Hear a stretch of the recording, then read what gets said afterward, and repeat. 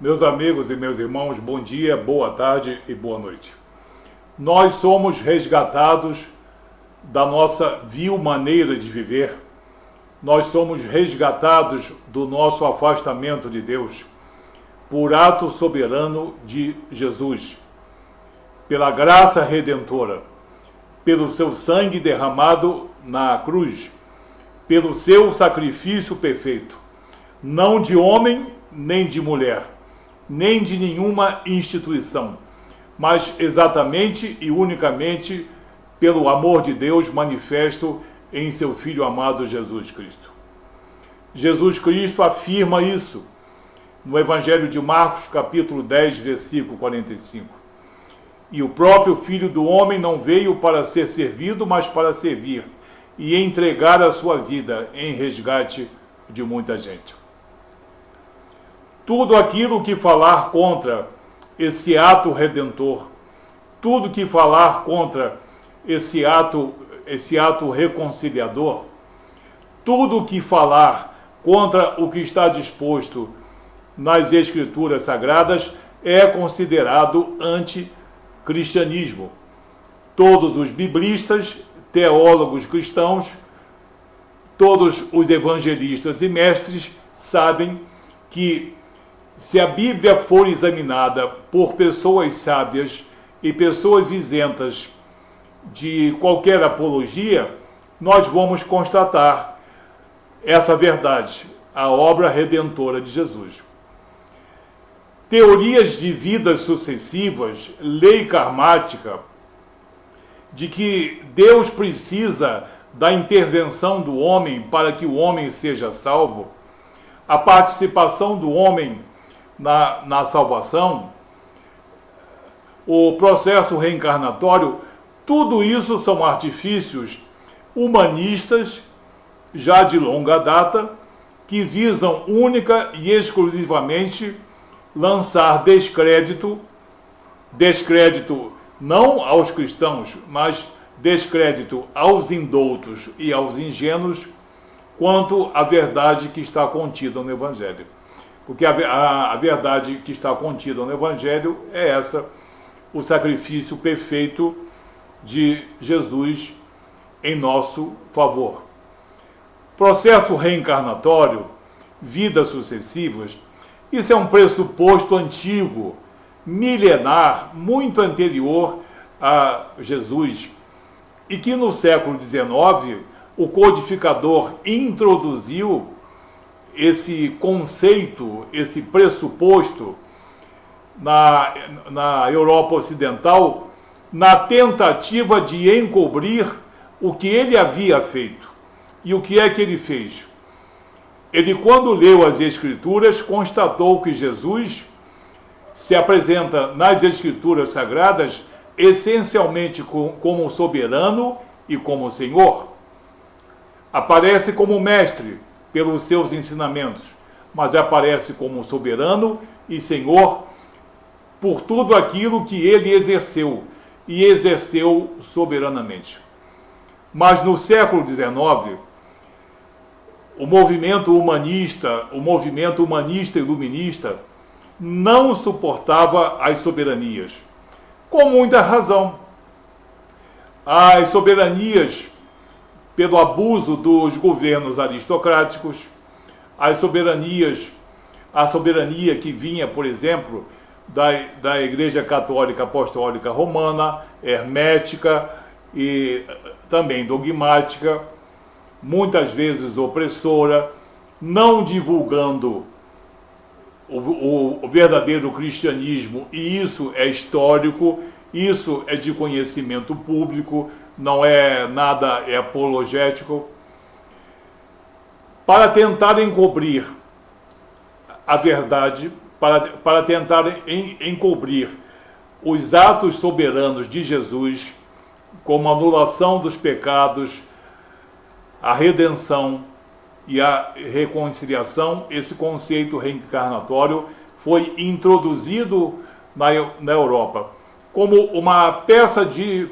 reposição, para que as pessoas se convencessem não da justiça de Deus, mas da justiça do homem. para que os homens não olhassem para a honra e a glória de Deus, mas olhassem para a glória de homens, que através de aprimoramento moral e espiritual sucessivo, o homem chegaria à perfeição e às regiões celestiais. Nada mais antibíblico e nada mais anti-escriturístico. E o que eu afirmo é facilmente provado publicamente num estudo das Escrituras Sagradas. Eu citei um dos exemplos de Jesus, que foi o de Marcos, capítulo 10, versículo 45, da sua entrega, mostrando ele que ele veio morrer em favor de muita gente, em resgate de muita gente. Mas existem outras afirmativas também, que fala que a salvação e a ida para as regiões celestiais não é conquista do homem, mas é concessão de Deus. Um dos textos que eu leio muito está na primeira epístola de Pedro, capítulo 1, versículo 18 a 20. O que diz 1 Pedro, capítulo 1, de 18 a 20? Sabendo que não foi mediante coisas corruptíveis como prata ou ouro, que fostes resgatado do vosso fútil procedimento, que vossos pais vos legaram, mas pelo precioso sangue. Olha aí a prova. Pelo precioso sangue, como de um cordeiro sem defeito e sem mácula, o sangue de Cristo. Isso é Bíblia, isso é do documento escriturístico. Conhecido com efeito antes da fundação do mundo, porém manifesto no final dos tempos, por amor de vós. Então temos aqui o apóstolo Pedro afirmando o nosso resgate por um sangue remidor, não mediante coisas como prata ou ouro, mas mediante o precioso sangue de um cordeiro sem defeito e sem mácula. Isso acaba com essa teoria de vidas sucessivas, processo reencarnatório, lei karmática. Tudo isso existe e foi introduzido paralelamente ao cristianismo para desmentir a obra redentora de Jesus e prestigiar homens rebeldes que não suportam as soberanias.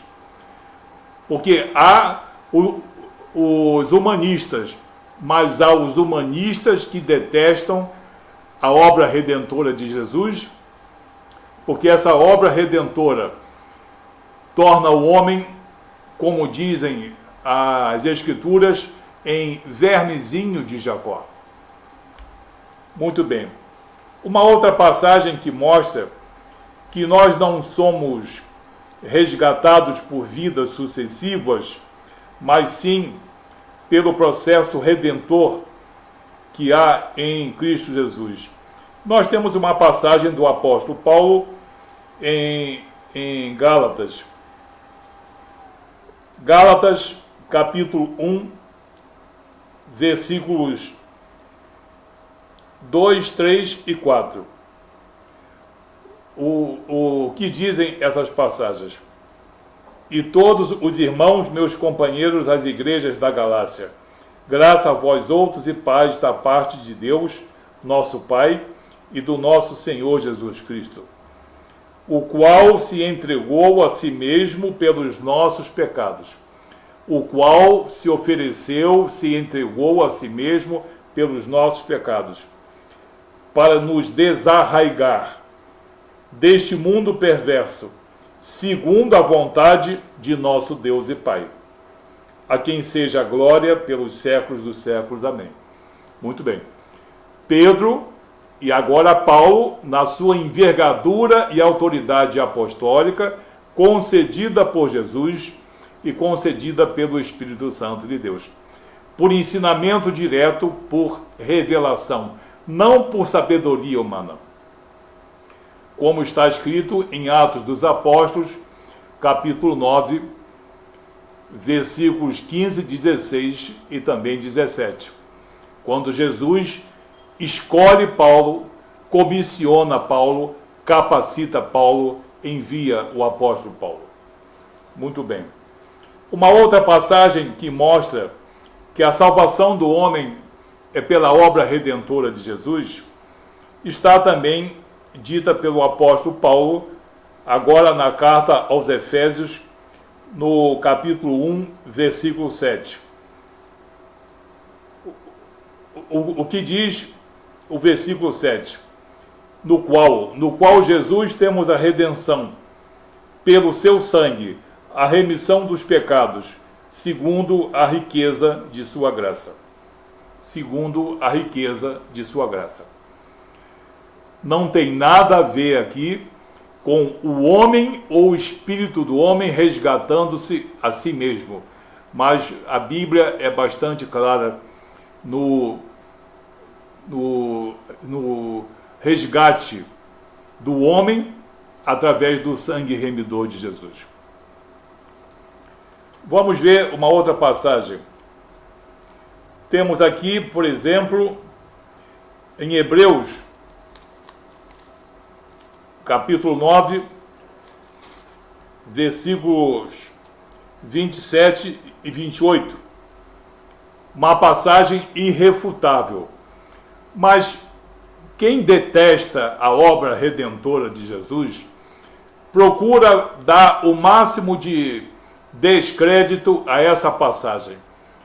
Porque o indivíduo desesperado para defender princípios humanistas, ele é capaz de ouvir a verdade e dizer publicamente que essa verdade não é verdade. O que diz Hebreus 9, 27 e 28. Em um outro vídeo, eu já falei dessa passagem que fala das duas unicidades, a unicidade da vida e a unicidade e a perfeição da obra redentora de Jesus. O que diz o versículo 27? E assim como aos homens está ordenado morrerem uma só vez, vindo depois disso o juízo, unicidade da vida. Assim também Cristo, tendo se oferecido uma vez para sempre, para tirar os pecados de muitos, aparecerá a segunda vez sem pecado aos que o aguardam para a salvação. E está numa parte da Bíblia onde diz: o sacrifício de Cristo é eficaz e para sempre. Unicidade da vida e unicidade da obra redentora de Jesus. Unicidade da vida, porque se ao homem é ordenado morrer uma só vez, sobrevivendo o seu espírito, para que sobrevive o seu espírito? Sobrevive para o juízo, como o próprio texto afirma. Mas os relutantes querem dizer que o que está escrito de maneira tão clara não é bem assim. Por que não é bem assim? O texto diz que só há uma morte, só há um desenlace entre a carne, sarcos, e entre o espírito, pneuma. E isso só ocorre uma só vez. E ninguém fica esperando uma justiça maior. Vem logo o que? A justiça de Deus, o juízo. Então nós temos aqui alguns textos que falam que o homem não é capaz de salvar-se, que a salvação vem por ato soberano de Jesus, vem pelo seu sangue remidor, né? Pela sua entrega perfeita, mas as pessoas continuam a negar, porque é necessário desesperadamente defender princípios humanistas. Um dos recursos mais utilizados, cada vez mais e a cada ano piora, um dos recursos utilizados para desacreditar, tentar desacreditar a obra redentora de Jesus, a sua soberania e a sua perfeição, é a pregação do humanismo secular. Todo mundo fala de amor, de paz, de compaixão, benevolência e também de perdão. Profusamente. Sim. E o que há de errado nisso? É que tudo isso provém de um homem em favor de outro homem. Nunca falam do amor, da graça e do perdão e da paz que só vem de Cristo. Então, se você anda ouvindo muita pregação humanista, sabe que o humanismo é uma coisa interhumana e nada tem a ver com as coisas altas, com as coisas celestiais. Os que efusivamente pregam princípios humanistas não querem apenas que você seja uma pessoa melhor frente a outra pessoa, mas que você se esqueça do amor de Deus, da sua graça, da sua soberania, da sua obra redentora e principalmente do seu sacrifício perfeito, eterno, sublime e também soberano. Viu? Tudo de bonito que você ouve, metade tem como objetivo obscurecer a obra redentora de Jesus. Uma passagem que eu não posso deixar de falar, das muitas que existem, está no Evangelho de João, capítulo 10, versículos 17 e 18, quando Jesus afirma publicamente, de maneira bastante clara, a sua entrega voluntária, e ele mostra, ele prova que ele foi preso, foi maltratado e foi crucificado porque ele assim permitiu. Muito bem. Então, vejamos. João, capítulo 10, versículos 17 e 18. O que diz Jesus? Por isso o Pai me ama, porque eu dou a minha vida para depois a reassumir. Isso lembra o quê?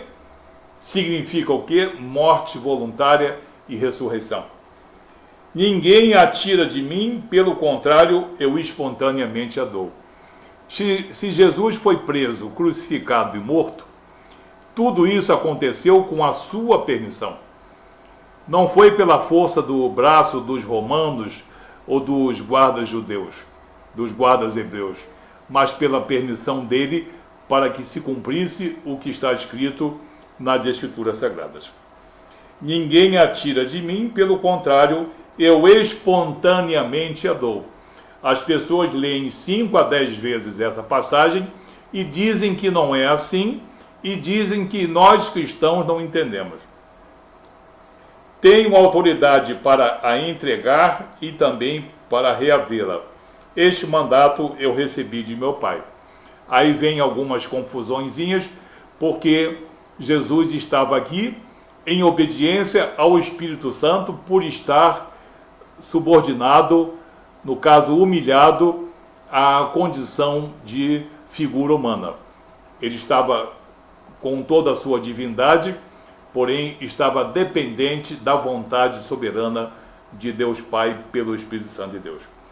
Então, Jesus afirma aqui em João 10, 17, 18, como afirmou em Marcos capítulo 10, versículo 45, como ele vai afirmar também que em Mateus 26, dos versículos 51 a 54, que era necessária a sua morte para que se cumprissem as Escrituras Sagradas. Vamos terminar com esse texto para saber que não existe redenção por nenhuma outra maneira, muito menos por vidas sucessivas.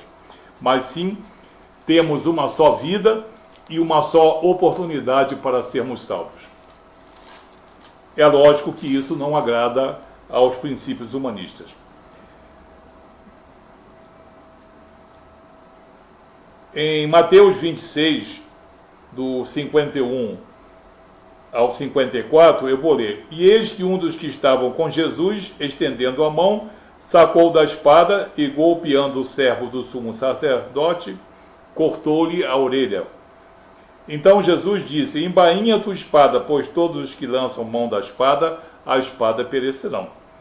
Acaso pensas que não posso rogar a meu Pai e ele me mandaria nesse momento mais do que 12 legiões de anjos? Jesus estava blefando? Jesus estava exagerando? Ou então, como último recurso desesperado, alguém pode dizer: não, isso não foi dito, isso foi adulterado. Jesus está dizendo aqui que ele tinha à sua disposição 12 legiões de anjos para livrá-lo dessa prisão, desse sacrifício e desse martírio. Mas ele fez uso dessas legiões? Não. Ele dispensou para ele próprio ser o Cordeiro de Deus, o Agnus Dei. E com qual motivo? Versículo 54. Como, pois, se cumpririam as Escrituras, segundo as quais assim deve suceder? O que deve suceder? O que Jesus explica como o que deve suceder? Que eu receba voluntariamente e com muito amor sublime a minha prisão, todo o martírio que eu vou sofrer, a minha morte e posteriormente a minha redenção, em favor de muita gente, para que haja o resgate de muitos.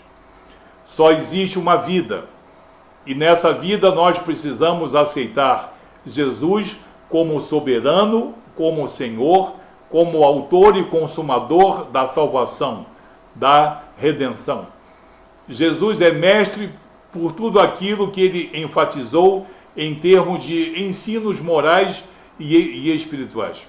Mas Jesus nos salva pelo seu sacrifício perfeito.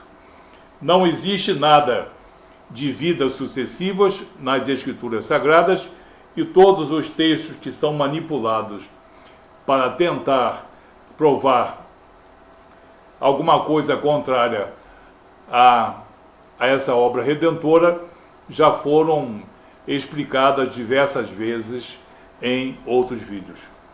Não existe reencarnação, nem lei karmática, nem justiça superior.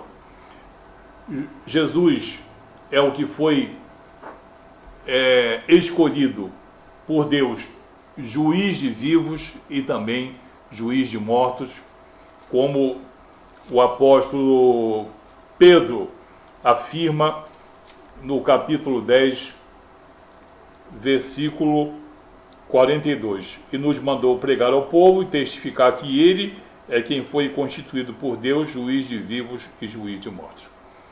O que há então, o que? Juízo. O mesmo que nos trouxe tanto amor e tanta graça é o mesmo que vai nos julgar. Meu amigo, meu irmão, só existe uma vida e uma oportunidade para nós reconhecermos a obra redentora de Jesus, ou então para, no caso, negá-la, vindo depois o juízo e a consequência natural, ou dessa aceitação, ou dessa negação. Que você leia as Escrituras Sagradas e não se deixe enganar pelos princípios humanistas que andam sendo pregados, única e exclusivamente ou principalmente para ocultar o amor de Deus e a obra redentora de seu Filho amado Jesus Cristo. Até um próximo vídeo. Muito obrigado.